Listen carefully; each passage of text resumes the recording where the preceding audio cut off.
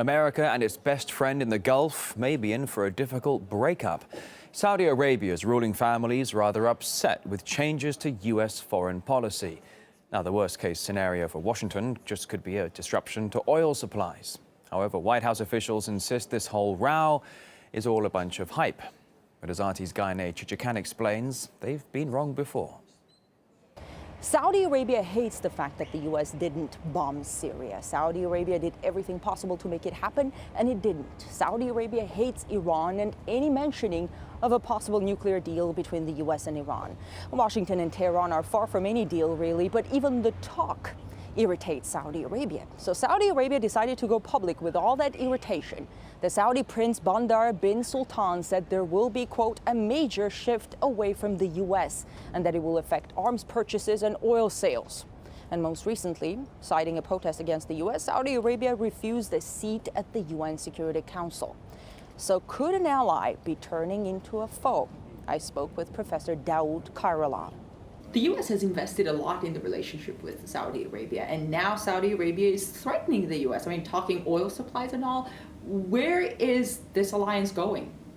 Well, the U.S. has paid a heavy price by supporting Saudi Arabia. Saudi Arabia and many of the Gulf countries are probably the most undemocratic, the most corrupt, and they are really a liability, and they have contributed to the sense of alienation between the U.S.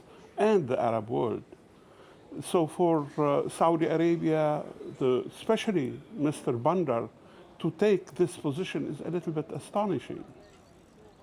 But I don't think that there will be a total disconnect.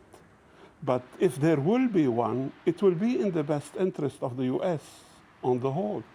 And the U.S. would not be associated with a country that is a generator of terrorism.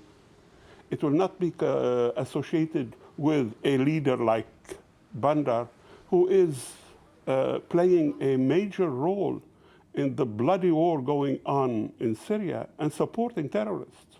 The U.S. now downplays this shift with Saudi Arabia, possibly thinking that the Saudis are not going to go too far. But the U.S. has underestimated such dynamic before with Saddam Hussein. He was an ally at one point with the Mujahideen in Afghanistan and other folks. So in this case, it all depends on how far Saudi Arabia is actually willing to go with this snub.